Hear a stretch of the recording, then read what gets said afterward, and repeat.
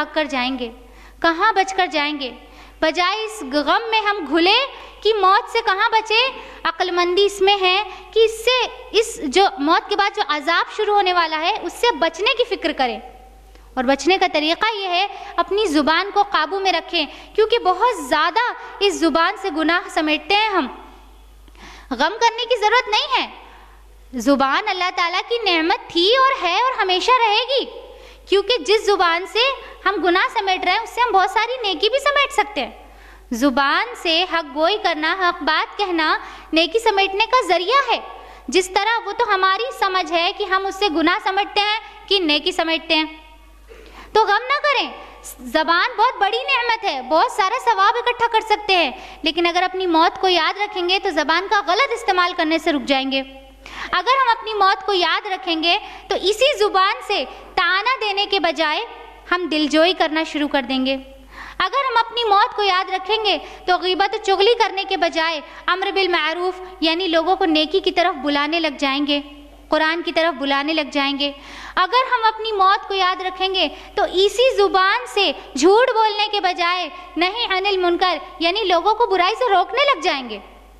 اگر ہم اپنی موت کو یاد رکھیں گے تو اسی زبان سے بدزبانی کرنے کے بجائے میٹھی گفتگو کرنے لگ جائیں گے. اگر ہم اپنی موت کو یاد رکھیں گے تو اسی زبان سے بے حیائی کرنے کے بجائے، فحش گوئی کرنے کے بجائے اللہ کی تسبیحات بیان کرنے لگ جائیں گے. اگر ہم اپنی موت کو یاد رکھیں گے تو بات یہاں پر ختم نہیں ہوتی کہ ہم نے کہا اور ہم اپنے گھر گئے اور آپ نے سنا اور آپ اپنے گھر گئیں اور کسی کے عمل میں کچھ نہ آیا تو کہنا اور سننا سب بیکار ہے. لیکن اگر ہم اس سے ڈرے ہیں تو ایمان کا تقاضا یہ ہے کہ اب ہم کچھ پلاننگ کریں. کیا سوچا ہے ہم نے؟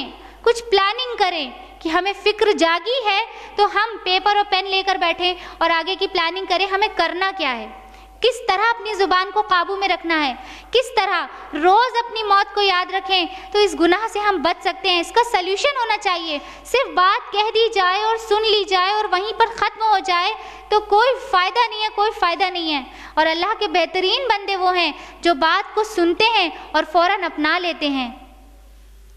تو آپ سب سے ہماری یہ گزارش ہے کہ آپ بھی اور ہم بھی اپنے اپنے لیول پہ پلاننگ کریں اور سوچیں کہ اب ان اخلاقی جرائم سے کیسے بچنا ہے، کیسے ان سے نجات پانی ہے. ہم اپنی بات کو ختم کرنا چاہیں گے اللہ کے رسول صلی اللہ علیہ وسلم کے ارشاد مبارک کے ساتھ، جو کہ ترمذی میں ہے، حضرت عبداللہ جس کے راوی ہیں. اللہ کے رسول نے مومن کی ڈیفینیشن بتائی ہے.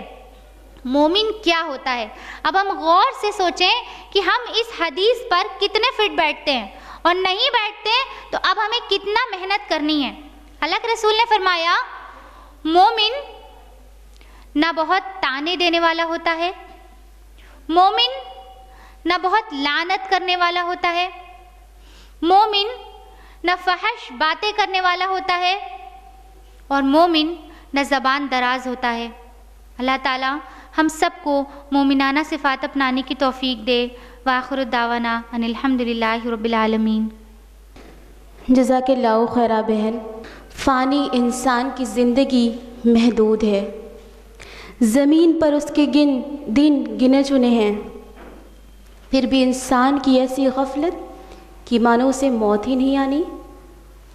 آج ایک بار پھر سے ہمیں جگانے کی کوشش کی گئی، ہمیں احساس دلایا گیا کہ ہم ہوش میں آ جائیں اور برائیوں سے آلودہ اپنے قلوب کو الوداع کہہ دیں اور اچھی عادتوں کو ضمیر میں قید کر لیں.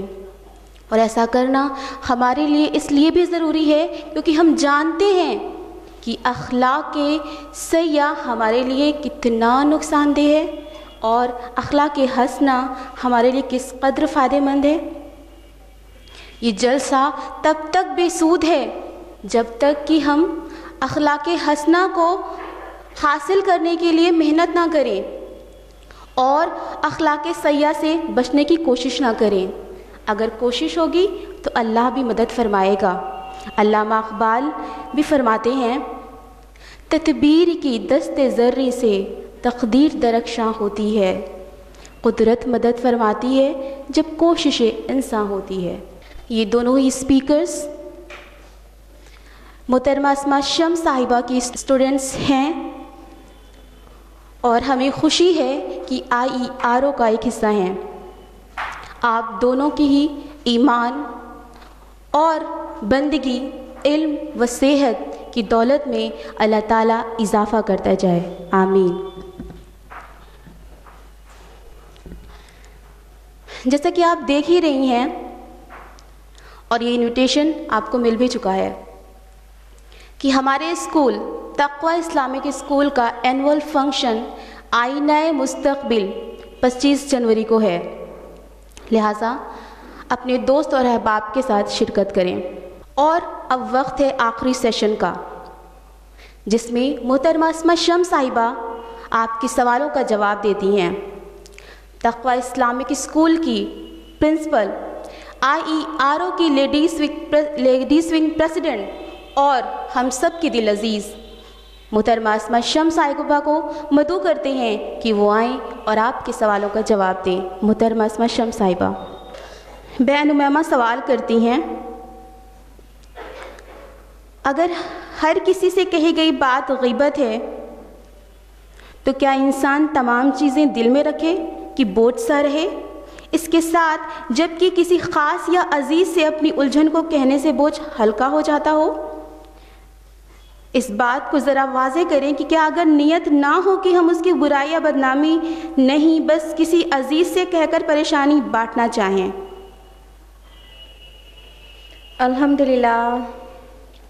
الحمدللہ وحدہ والصلاة والسلام علی من لا نبی بعدہ.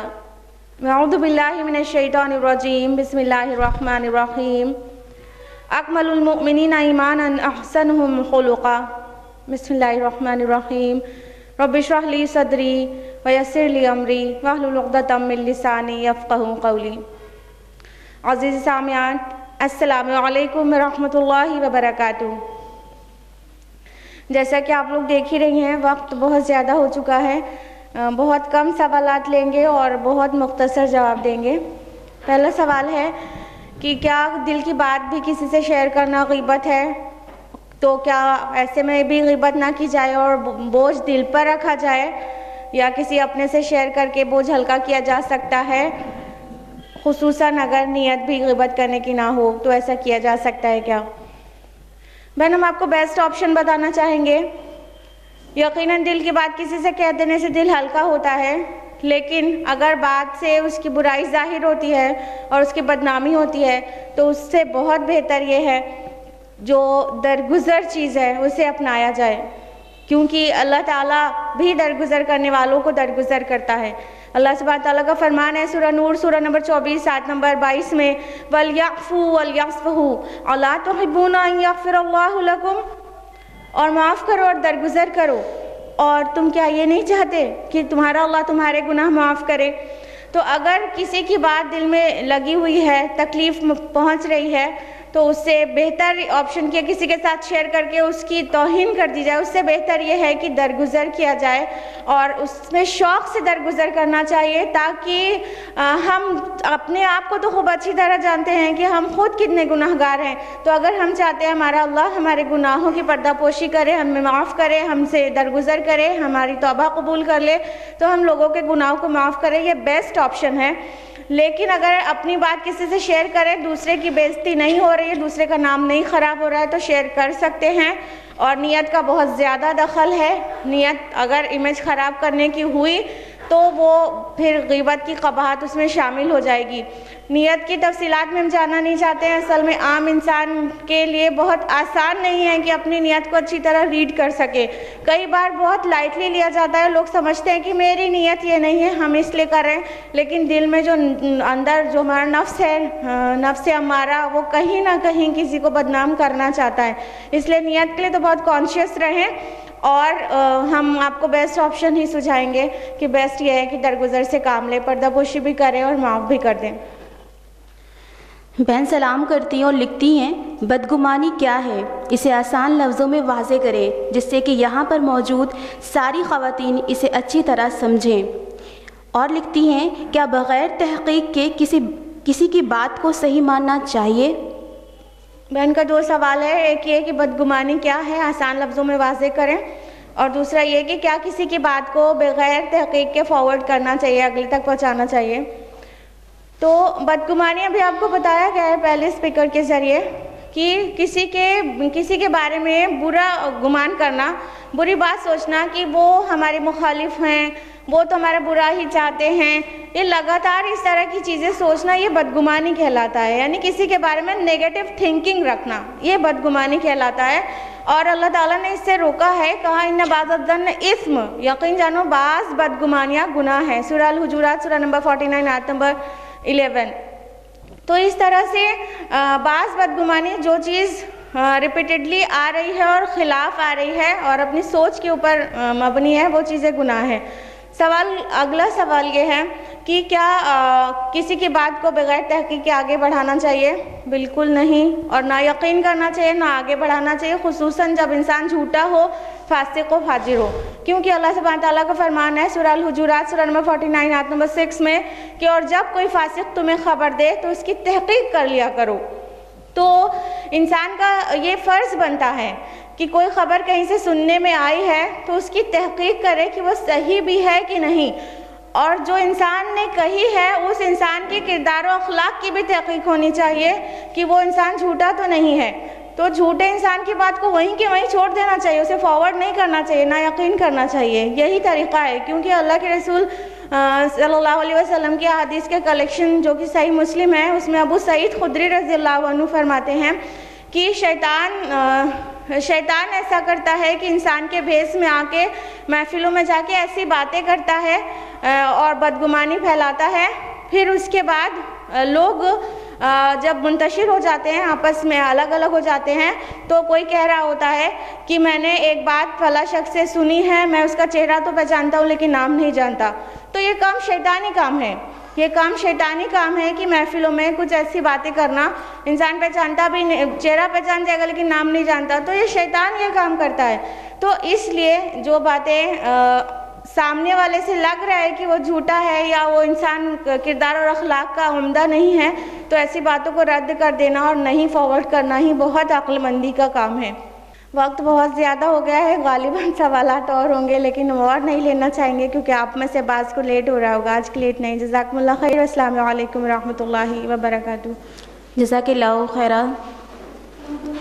ہم شکریہ ادا کرتے ہیں آپ تمام خواتین کا, آج کے اسپیکرز کا, کہ اللہ تعالی ہم سب کو ڈھیر ساری نیکیاں دے اور ڈھیر سارا اس کا بدل دے. سبحانک اللہم و بحمدک اشہد ان لا الہ الا انت استغفرک و اتوب الیک. السلام علیکم ورحمۃ اللہ وبرکاتہ.